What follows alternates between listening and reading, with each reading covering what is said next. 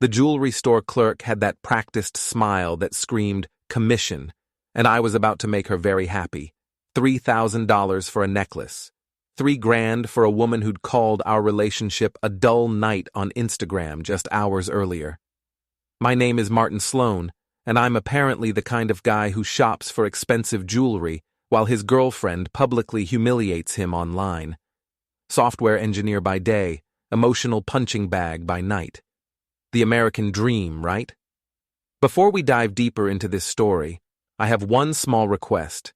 Please subscribe, drop a like, comment, and hit that hype button to boost this channel so more people can discover these incredible Reddit stories.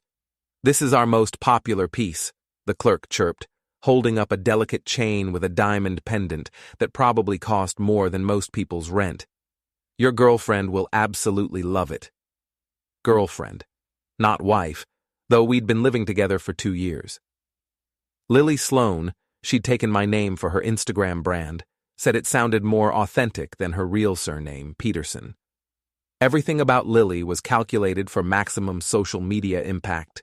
Her morning coffee, photographed. Her workout, live-streamed.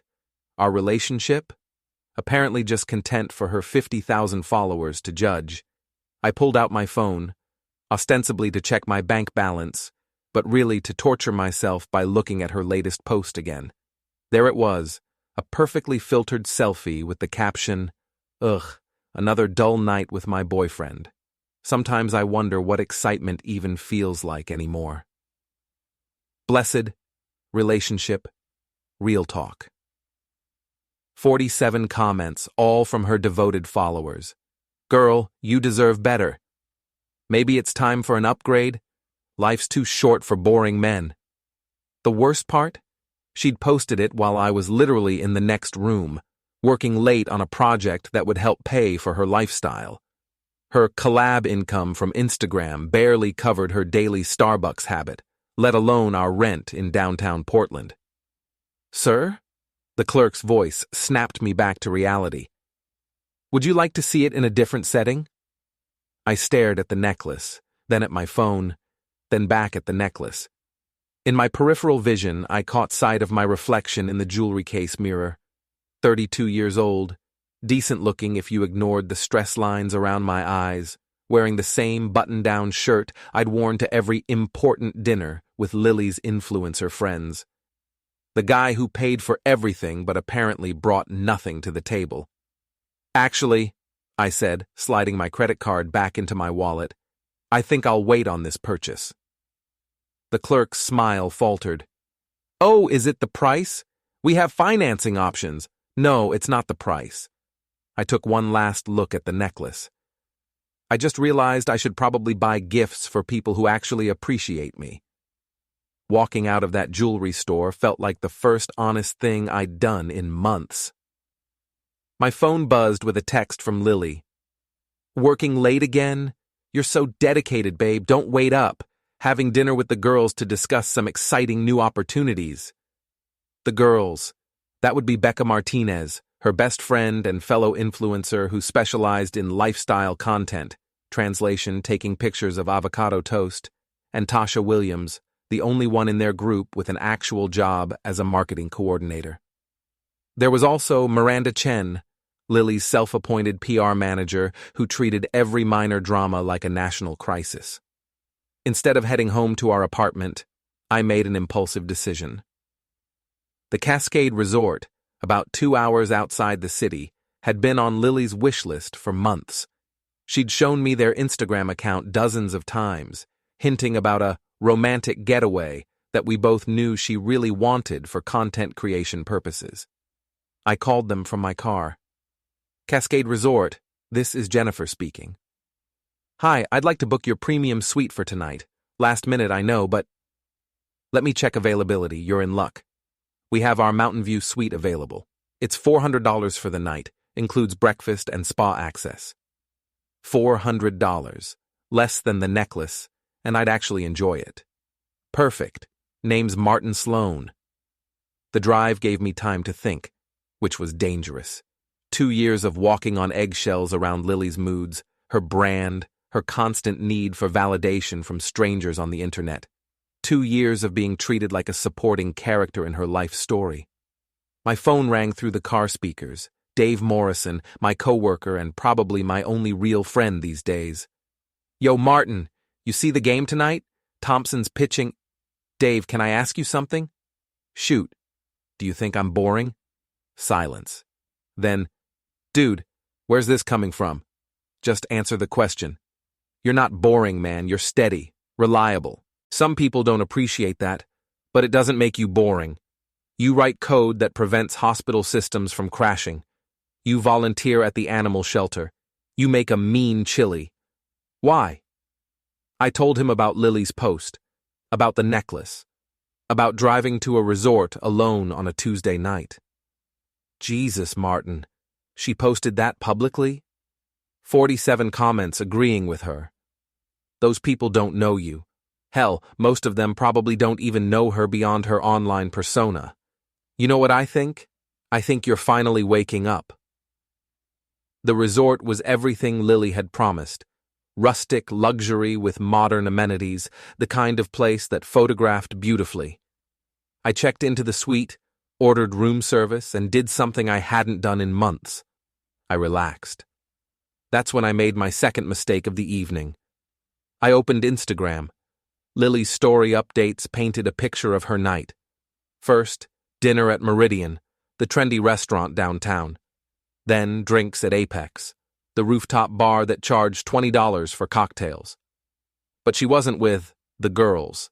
She was with Max Landon. Max, the photographer who'd been collaborating with her for the past 3 months. Max, with his carefully curated stubble and vintage camera collection. Max, who specialized in lifestyle and fashion photography and had somehow become a regular fixture in our apartment, always needing to discuss concepts with Lily behind closed doors. In her story, they were laughing over expensive drinks, his hand casually resting on her shoulder in a way that made my stomach clench. The caption read, "When work doesn't feel like work, planning some amazing content with my creative partner at Max Landon Photo. So grateful for people who understand the vision." I screenshotted everything. Then I saw it. The final story update, posted just 20 minutes ago. Max and Lily in what was clearly the back of an Uber, her head on his shoulder, both of them looking at something on his phone. She'd tagged the location, heading to Max's studio for a late-night creative session. Sometimes inspiration strikes at the weirdest times.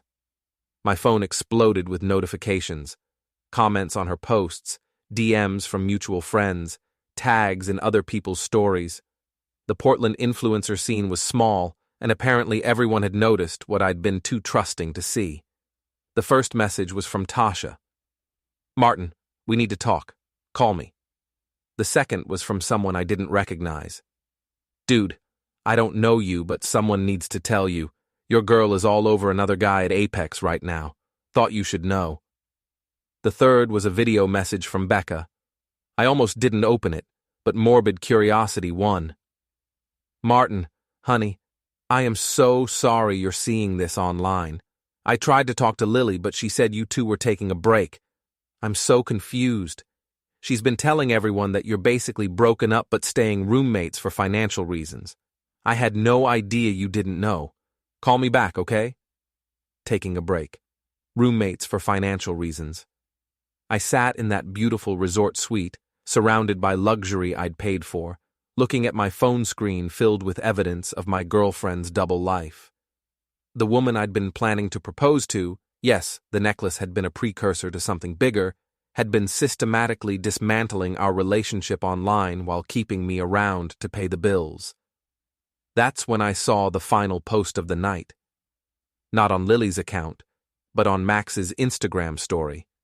A photo of 2 wine glasses clinking together, with Lily's distinctive red manicure visible holding one glass. The caption that made me freeze. "To new beginnings and honest connections. Sometimes the best things happen when you stop settling." Stop settling. She was talking about me. I took a screenshot of that too. Then I opened my laptop and started typing. Not code this time, but a plan. If Lily wanted excitement, if she wanted drama, if she wanted to play games with people's emotions for content, then I was going to give her more excitement than she'd bargained for. The old Martin would have driven home, confronted her quietly, probably ended up apologizing somehow for not being enough. The old Martin would have tried to work it out, gone to counseling, bent over backward to save a relationship with someone who was already gone. But the old Martin had never been publicly humiliated by someone he loved. The old Martin had never had his trust betrayed for Instagram engagement. The new Martin was about to become very interesting indeed. I woke up in the resort suite at 6 a.m., which was unusual for me, but apparently what happened when your entire worldview collapsed overnight. The mountain view from the window was spectacular, exactly the kind of thing Lily would have photographed from 12 different angles, each with a slightly different inspirational caption about gratitude and living your best life. My phone had been buzzing all night. 17 missed calls from Lily, 43 text messages, and enough social media notifications to crash a small server. I ignored all of it and ordered room service breakfast instead. The eggs Benedict arrived with a side of clarity. While I ate, I scrolled through the evidence I'd collected the night before. Max's story posts, Lily's location tags, the timeline that made it obvious they'd been together all evening while she'd told me she was having a girls' night. But the real smoking gun came from an unlikely source. Tasha had sent me a series of screenshots at 2 a.m., apparently after several drinks and a crisis of conscience. They were from a group chat called Lily's Angels, her inner circle of friends who helped manage her social media presence and provided a constant stream of validation. The messages were from 3 weeks ago. Lily: Martin bought groceries again without being asked.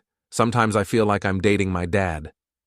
Becca: Ugh, the provider types are the worst. No passion, no spontaneity. Lily: Max says he's never been with someone so uninhibited. It's like I'm discovering what I actually want for the first time. Miranda: Just be careful about the optics. Your engagement rate goes up when you post couple content with Martin. The stable relationship thing tests well with your demographic. Lily: I know. I'll keep posting us together for now, but honestly, I'm getting bored of pretending to be happy with someone so predictable. Becca: Maybe it's time for a conscious uncoupling. You could spin it as personal growth content. Lily: Not yet. I need to build up the Max thing more first. Create a narrative. Maybe make Martin look like he was holding me back from my true potential. Tasha: This feels wrong, you guys. Martin's a good person. Lily: Good isn't enough anymore, Tosh. I want someone who matches my energy, someone who understands that life is supposed to be an adventure. There were more messages, but I'd seen enough. She'd been planning this for weeks, maybe months. Using me for financial stability while building her exit strategy, complete with a social media narrative that painted me as the boring boyfriend who couldn't keep up with her growth. The funny thing about being a software engineer is that you learn to think in systems. Every problem has an input, a process, and an output. Lily's system was simple. Maintain the stable boyfriend for practical purposes while cultivating the exciting alternative for emotional fulfillment, then execute a public transition that maximized her social media engagement. It was actually kind of brilliant, in a sociopathic way. But Lily had made one crucial error in her calculations. She'd assumed I would play my assigned role as the boring ex-boyfriend who just couldn't keep up. She'd counted on me being too nice, too predictable, too concerned with taking the high road. She was about to learn that even the most stable systems can crash when you introduce unexpected variables. I finished breakfast and opened Instagram. Lily had posted her morning routine as usual. Yoga poses in expensive athleisure, a perfectly arranged smoothie bowl, inspirational quotes about authentic living. Her comments section was full of the usual praise from followers who saw her as relationship goals. If only they knew. I uploaded the screenshot of Max's story from the night before, the one with the wine glasses and the "Stop Settling" caption. But I didn't post it to my own account, which had maybe 50 followers, and hadn't been updated in 6 months. Instead, I sent it to someone I knew would appreciate the irony. Tommy Rodriguez ran a local Instagram account called Portland Tea that specialized in influencer drama and social media callouts. He had 15,000 followers who lived for this kind of content. I'd never interacted with him before, but desperate times called for creative solutions. My DM was simple. Thought your followers might find this interesting. The girl in the photo has been posting couple goals content with her boyfriend all week while clearly dating the photographer. Seems like the kind of authentic living your account covers. Tommy responded within minutes. Holy shit, is this Lily Sloane? I've been waiting for someone to expose her fake relationship content. Can you verify this is recent? I sent him the timestamps, the location tags, everything. Within an hour, Portland Tea had posted a story series breaking down the timeline of Lily's deception, complete with side-by-side comparisons of her girls' night posts and the evidence of her actual evening with Max. The response was immediate and brutal. My phone started ringing at 10 a.m. Lily's ringtone, I'd set it to Toxic by Britney Spears as a joke months ago, back when I thought her drama was cute instead of destructive. I let it go to voicemail. Martin, what the hell did you do? People are calling me a liar and a cheater, and my DMs are full of screenshots from some gossip account. Call me back right now. This is not okay. The second voicemail came 20 minutes later. I can explain everything. Max and I are just friends. We were working on a project. You're being paranoid, and it's really ugly on you. Delete whatever you posted and call me back so we can fix this like adults. The third voicemail was tears. Martin, please. You're ruining my life over a misunderstanding. I love you, you know that. I was just having a creative meeting with Max. The wine was for networking. Please call me back, we can work this out. By noon, the story had spread beyond Portland Tea. Lily's own followers were turning on her, posting screenshots of her recent dull night comment alongside the evidence of her night out with Max. Her latest yoga post had over 200 comments, most of them calling her out for being fake. Ingseram PDX. So your boyfriend is dull, but you're out here wine and dining with other men? Make it make sense. Truthseeker 503. This is why I don't trust influencers. Everything is performance. Local Girl 22. Poor Martin. Imagine finding out your girlfriend is cheating through Instagram drama accounts. Fitness Junkie 99. The audacity to post couple goals content while literally dating someone else. Disgusting. But the comment that really got my attention was from Max Landon Photo himself. People love to create drama where none exists. Lily and I are collaborating on an art project. Some people can't handle when their partners have ambition and creativity. Art project. Right. I was reading through the comments when my phone rang again.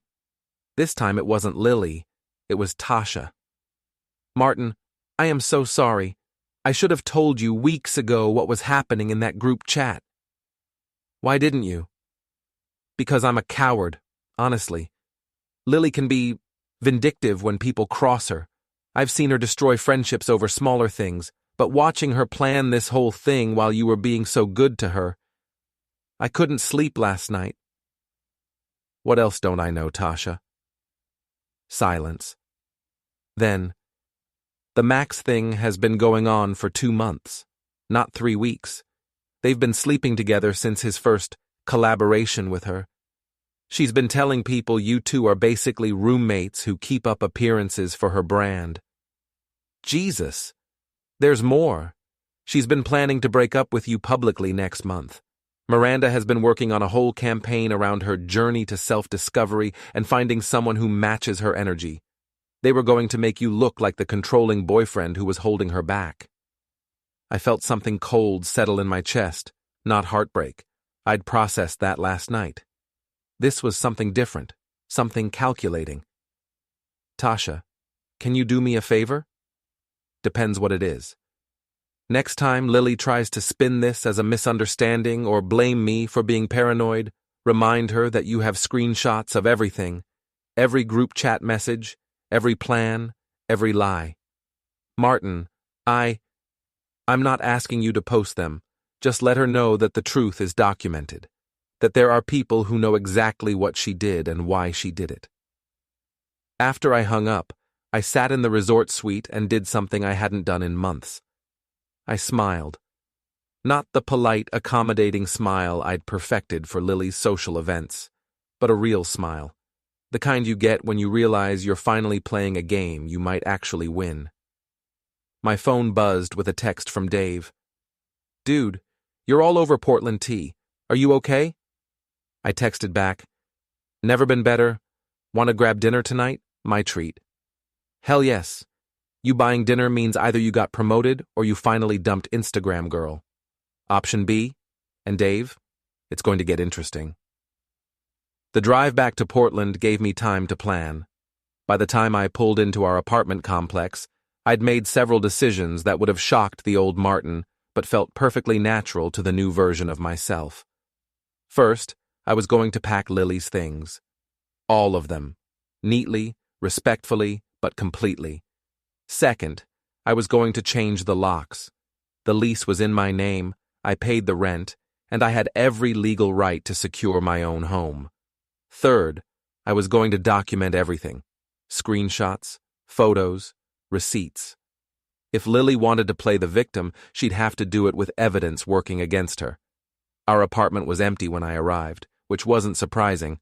Lily rarely came home before evening, and today she was probably in crisis management mode, trying to salvage her reputation and figure out how much I actually knew.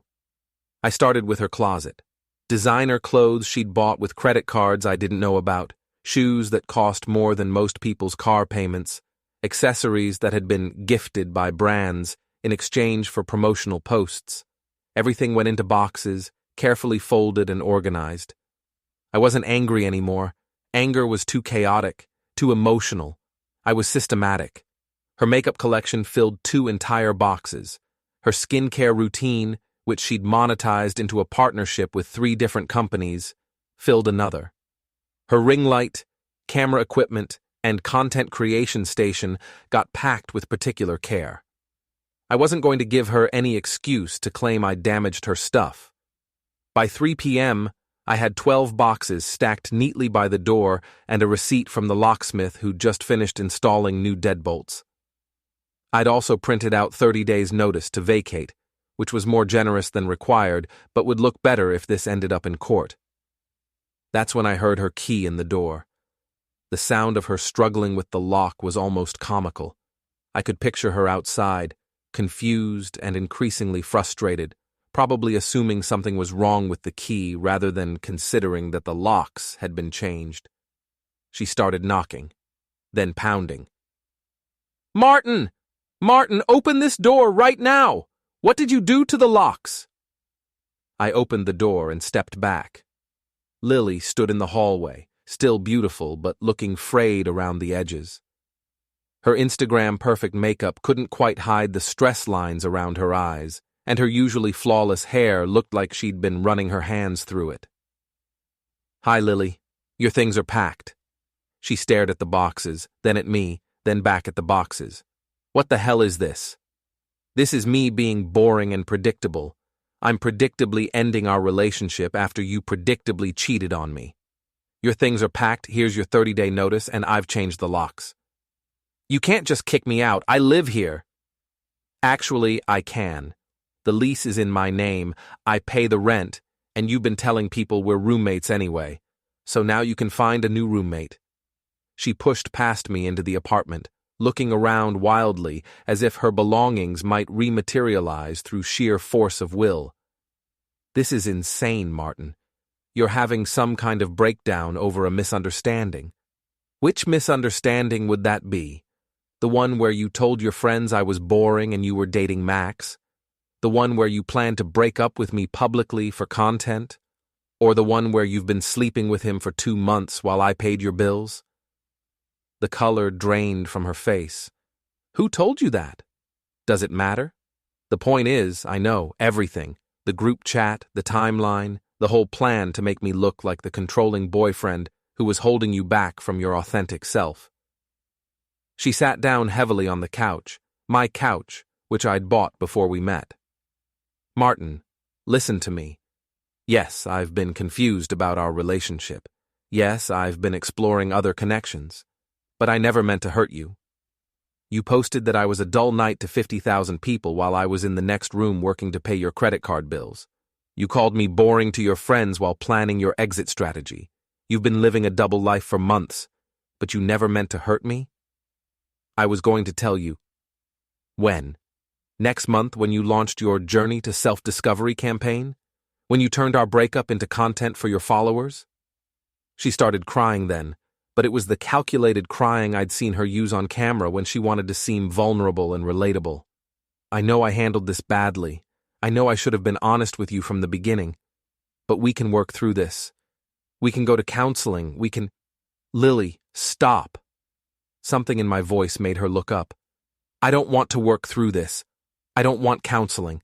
I don't want to fight for someone who's been planning to leave me for months. I want you to take your boxes and go. Where am I supposed to go? I don't know. Max's place? A hotel? Back to your parents? That's not my problem anymore. She stood up, and I could see her switching tactics. The tears stopped, and her voice got sharp. You know what? Fine. You want to be petty and vindictive? You want to air our private business on social media like some kind of stalker? Go ahead, but don't expect me to just disappear quietly. What's that supposed to mean? It means I have 50,000 followers who are going to hear my side of this story. It means I have friends in this city who know what kind of person I am. It means you're not the only one who can play games, Martin. I almost laughed. You think this is a game? Isn't it? You posted private information about me to some gossip account. You packed my stuff and changed the locks like we're in some kind of revenge movie. You're acting like a completely different person. Maybe I am a different person. Maybe being with someone who lies for a living changes you. I don't lie for a living. Your entire online presence is a lie, Lily. Your perfect relationship, your authentic lifestyle, your grateful hashtags about being blessed, all of it is performance, and I was just a prop in your show. She stared at me for a long moment, and I could see her calculating, trying to figure out which approach might still work, which version of herself might get her back into the apartment and back into control of the narrative. Martin, she said finally, her voice soft and reasonable. I know you're hurt. I know I made mistakes. But throwing away 2 years over a few bad decisions seems extreme. We were good together. We could be good together again. We were never good together, Lily. I was good to you. I was convenient for you. I was useful for your brand. But we were never actually good together. That's not true. When's the last time you asked me about my work, my friends, my interests? When's the last time we had a conversation that wasn't about your content calendar or your follower count or your brand partnerships? She opened her mouth to answer, then closed it. That's what I thought. Take your boxes, Lily. Take your notice to vacate. Find somewhere else to perform your authentic life. She was quiet for a minute, looking around the apartment one last time. Then she pulled out her phone. What are you doing? Calling Max to help me move my stuff. Perfect. Very authentic of you. 20 minutes later, Max showed up with a friend I didn't recognize, probably another photographer or influencer from their circle. Max looked exactly like his Instagram photos. Carefully disheveled hair, vintage band t-shirt, the kind of artfully faded jeans that cost $200. He avoided eye contact with me while loading boxes into his car. This is really mature, Martin, Lily said as she supervised the loading, kicking me out over a misunderstanding. It wasn't a misunderstanding. It was a relationship. Max finally looked at me. Look, man, I'm sorry about how this went down, but Lily and we have a real connection, something authentic. I almost felt sorry for him. Almost. Max, let me give you some free advice. Check her group chats. See what she says about you when you're not around. See how long you stay authentic when the novelty wears off. He frowned, but Lily quickly grabbed his arm. Ignore him. He's just being bitter. After they left with the last box, I stood in my apartment, my space, finally, and felt something I hadn't experienced in months. Peace, quiet. The absence of performance anxiety, of walking on eggshells, of constantly wondering if I was being interesting enough for someone who treated our relationship like content. My phone buzzed with a text from Dave. Saw the moving truck. You okay? Better than okay. Dinner's still on. And Dave, we're celebrating tonight. But even as I typed those words, I knew this wasn't over. Lily wasn't the type to exit quietly, and Max wasn't the type to stay out of drama. They'd want the last word, the final post, the ultimate narrative victory, which was fine with me. I was just getting started. Lily's counterattack came at 8 p.m., perfectly timed for maximum social media engagement. I was at dinner with Dave when my phone started buzzing with notifications.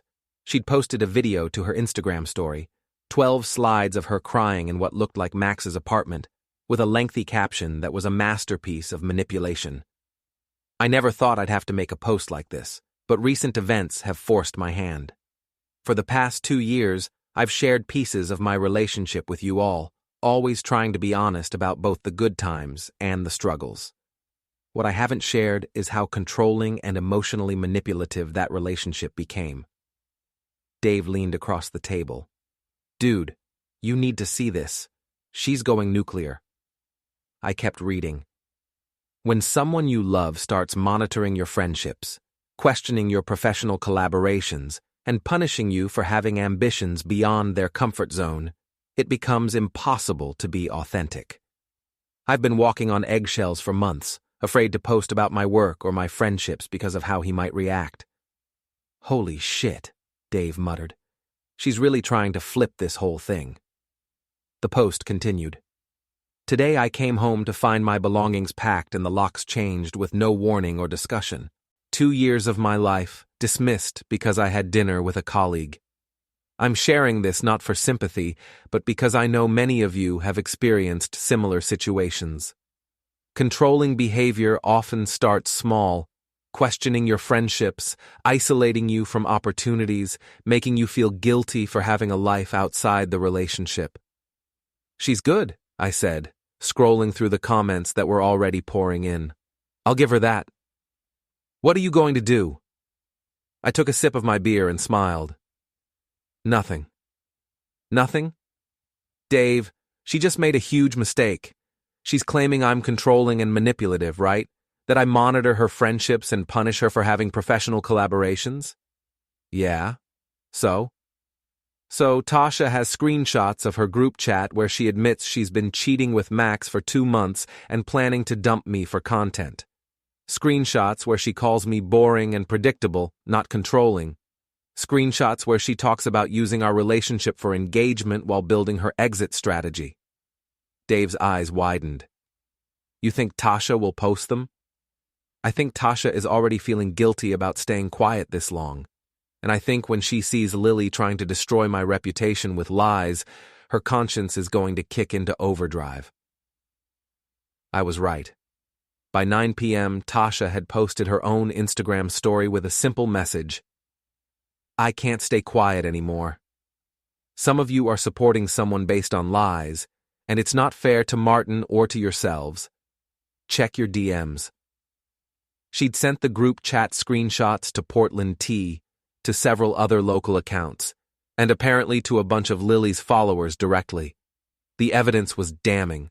Months of Lily planning her deception, mocking me behind my back, and strategizing how to spin our breakup for maximum social media benefit. The tide turned fast. Comments on Lily's post shifted from supportive to skeptical to outright hostile. Portland T. Interesting how your own group chat tells a very different story. Screenshots don't lie. Sarah M. PDX. Girl, we have receipts. You literally called him boring and planned this whole thing. Stop playing victim. But Truth Seeker 403. Imagine being so narcissistic you turn your own cheating into a story about being oppressed. Local Mom 44.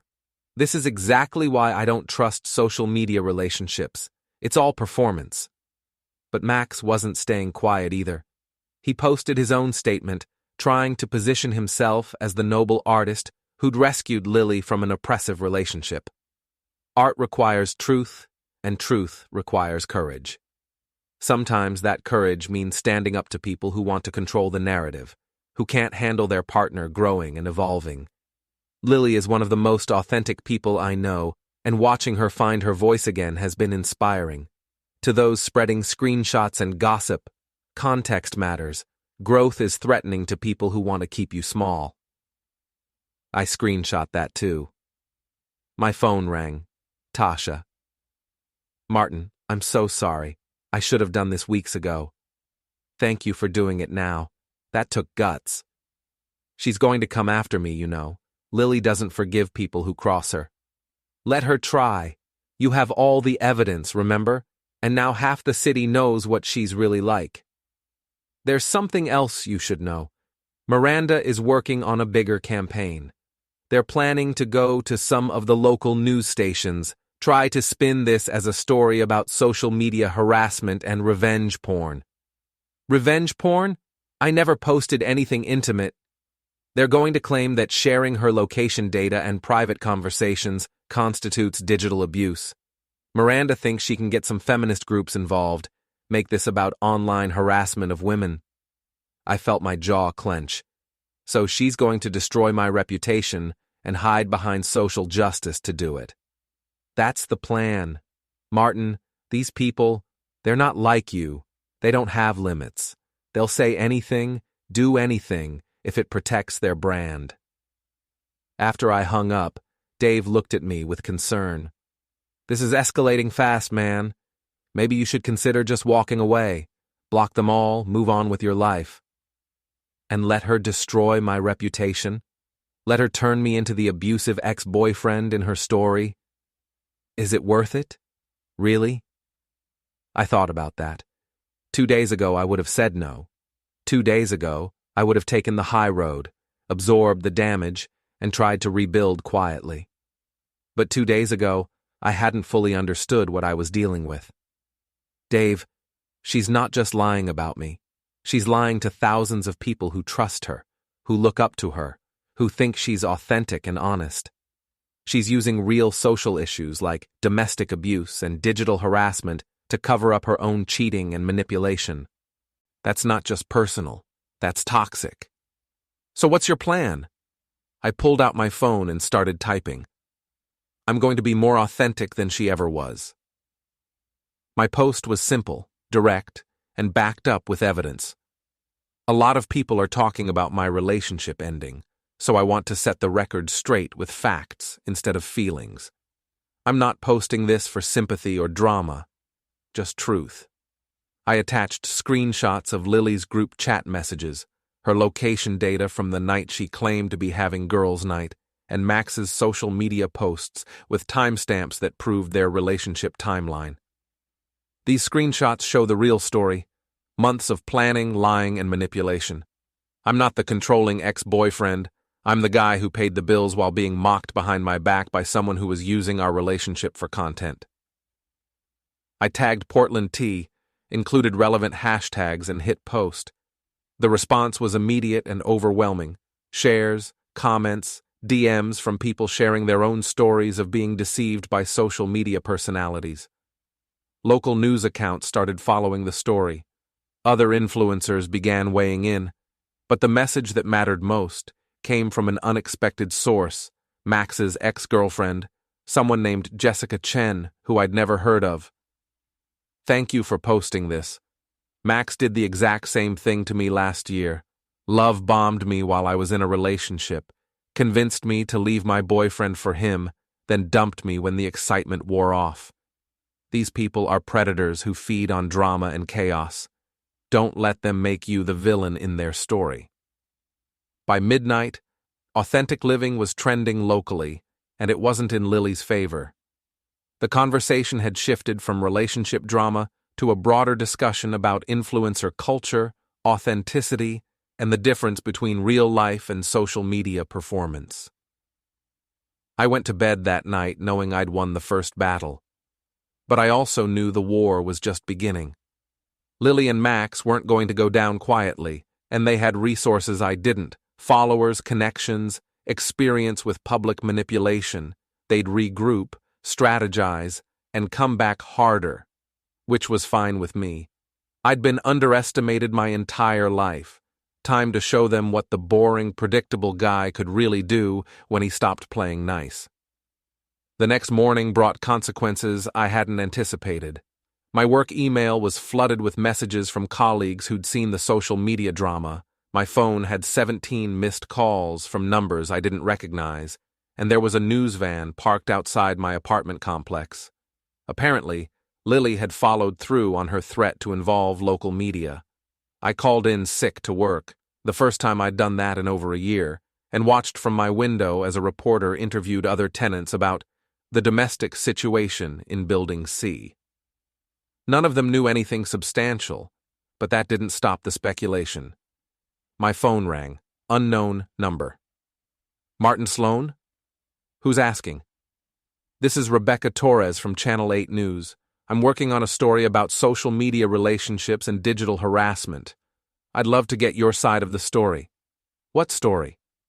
Well, there are allegations that you've been sharing private information about your ex-girlfriend online, posting her location data, and encouraging harassment from social media accounts. Some people are calling it a form of digital stalking. Did you see the screenshots of her group chat? The ones where she admits to cheating and planning to use our breakup for content? I've seen various screenshots, yes. But the concern is about how that private information was obtained and shared. There are questions about consent, and I hung up. 20 minutes later, Dave was at my door with coffee and bagels. Dude, you look like hell.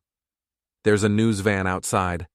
I also saw Lily's latest post. She's really leaning into the victim thing. I pulled up her Instagram. She'd posted a photo of herself looking vulnerable and exhausted, with a caption about surviving digital abuse and the importance of believing women. The comments were a mix of support and skepticism, but the supportive ones were getting more likes. She's good at this, I admitted. Better than I thought. What's your next move? Before I could answer, my phone buzzed with a text from Tasha. Emergency. Can you meet me at Grind Coffee on Burnside? Come alone. 30 minutes later, I was sitting across from Tasha in a corner booth, both of us wearing sunglasses like we were in some kind of spy movie.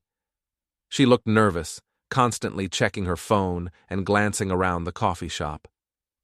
This is getting out of hand, Martin. Tell me something I don't know. Lily's hired a lawyer, not just any lawyer, Miranda's cousin who specializes in digital harassment cases. They're building a case that you violated her privacy by sharing those group chat screenshots. You shared those screenshots. I just posted evidence of her lies. Doesn't matter. They're saying you coerced me into sharing them, that you manipulated me into betraying my friend. They're going to paint you as the mastermind behind a harassment campaign. I stared at her. Are you going to let them? I don't know. Martin, I'm scared. Lily called me last night crying, saying I'd destroyed her life. Then this morning Miranda called and said if I don't recant my statements, they'll sue me for defamation and invasion of privacy. Tasha, those screenshots show the truth. The truth doesn't matter if it ruins my life. I work in marketing. I can't afford to be known as someone who leaks private conversations. My career would be over. I felt the ground shifting beneath me. Without Tasha's testimony, without the group chat evidence, it became my word against Lily's, and she had 50,000 followers, media connections, and a lawyer. What are you saying? I'm saying maybe we should all just move on, delete the posts, stop the drama, let everyone go back to their lives. And let her destroy my reputation?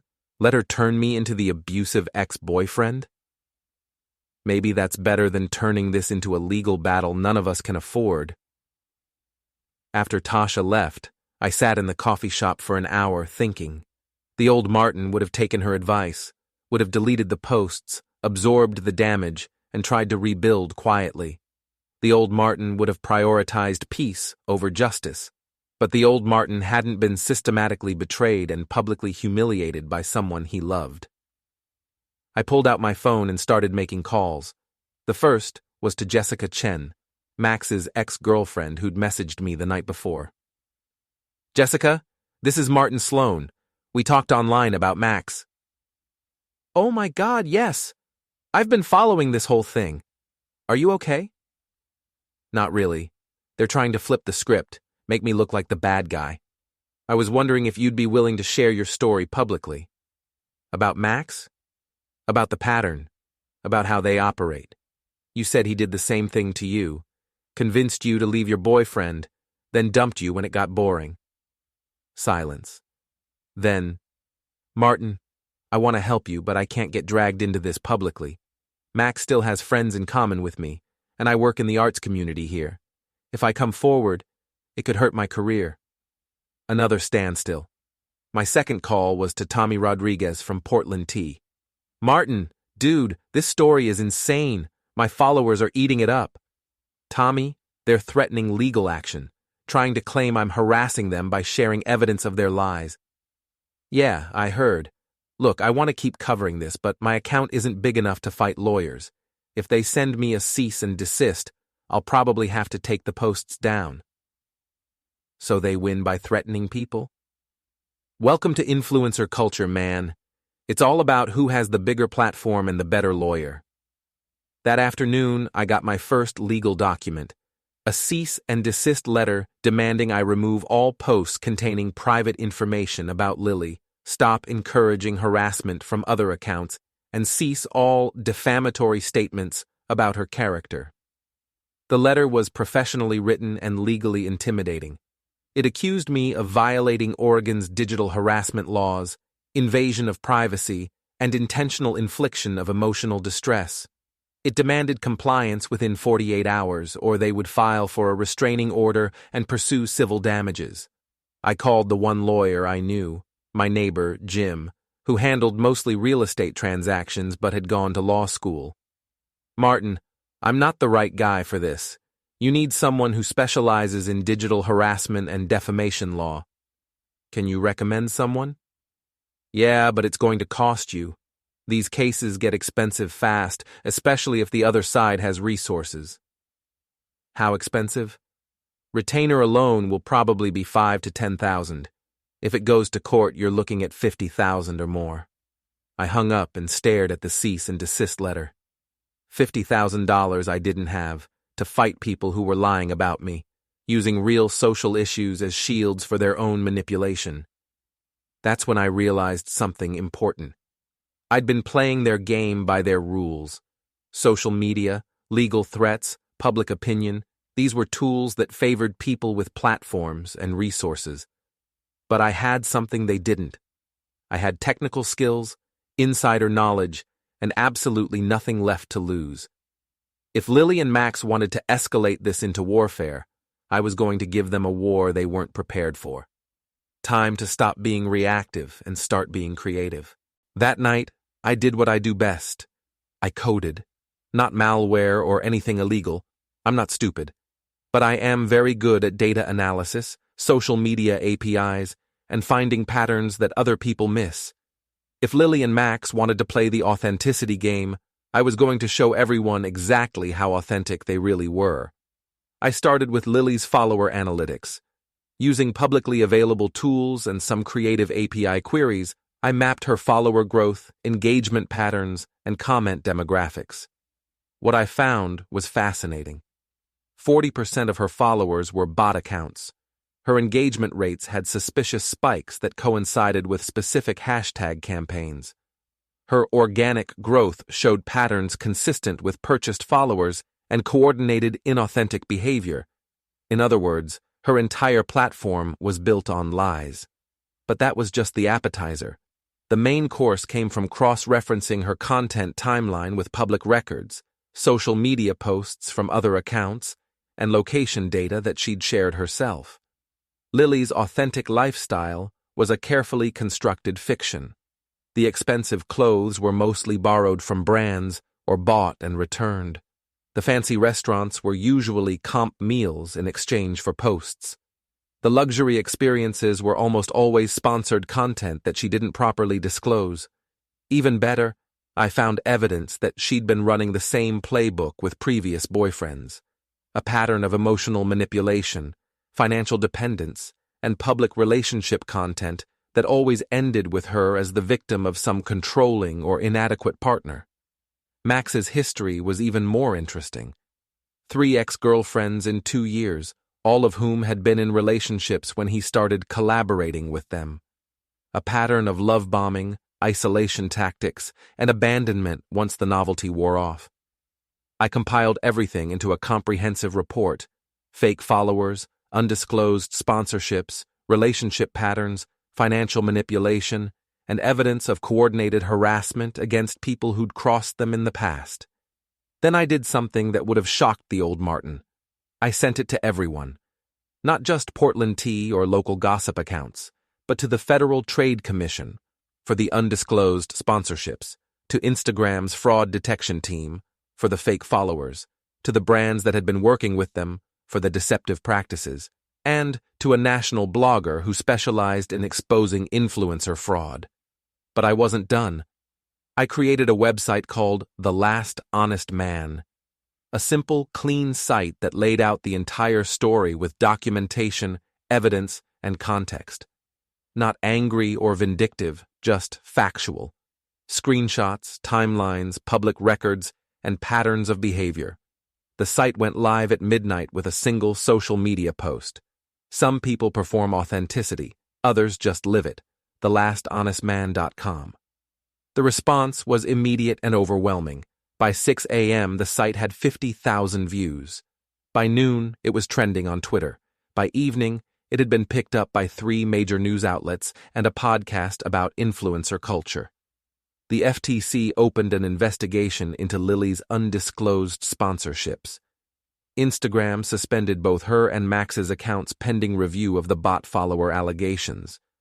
The brands she'd been working with dropped her immediately. But the real damage came from something I hadn't expected. Other victims started coming forward.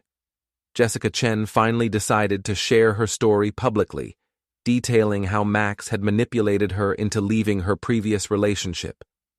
2 other women contacted me with similar experiences. A former roommate of Lily's posted about financial manipulation and emotional abuse. The narrative shifted completely. Instead of being about one messy breakup, it became about predatory behavior patterns and the dark side of influencer culture. Lily's lawyer sent me another cease and desist, but it was too late.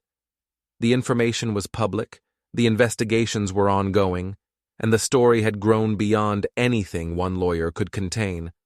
Max tried to salvage his reputation by posting a video apology, but it backfired spectacularly. He came across as manipulative and insincere, and the comments section was brutal. Within a week, he'd deleted all his social media accounts and apparently left Portland entirely. Lily made one final attempt at controlling the narrative. She posted a long video about being targeted by a coordinated harassment campaign and surviving digital abuse. But without her bot followers to boost engagement, and with mountains of evidence contradicting her claims, the video fell flat. The comments were overwhelmingly negative, and several major accounts called her out for appropriating real social justice language to cover up her own misconduct. 3 weeks after I'd discovered her betrayal, Lily's influencer career was over. Her accounts were suspended, her brand partnerships were terminated, her follower count had collapsed, and her reputation was destroyed. She'd moved back to her parents' house in Sacramento and was apparently working at a retail job while trying to rebuild her life offline. The local news story that had started as digital harassment became influencer fraud exposed by software engineer. I was interviewed by 2 podcasts and a national magazine about social media authenticity and the importance of documentation in the digital age. But the moment that made it all worthwhile came from an unexpected source. I was at the grocery store minding my own business when a teenage girl approached me nervously. "Excuse me, are you Martin Sloane, the guy who exposed that fake influencer?" Yeah, that's me. I just wanted to say thank you. I've been following her for 2 years, trying to live up to her lifestyle, spending money I didn't have on clothes and experiences, because I thought that's what authentic living looked like. Finding out it was all fake, it actually helped me realize I was chasing something that never existed. That's the best thing anyone said to me about this whole situation. My friends and I were being more careful now about who we follow and what we believe online, like we actually research people before we trust them. Is that weird? That's not weird. That's smart. As I drove home from the store, I thought about the past month.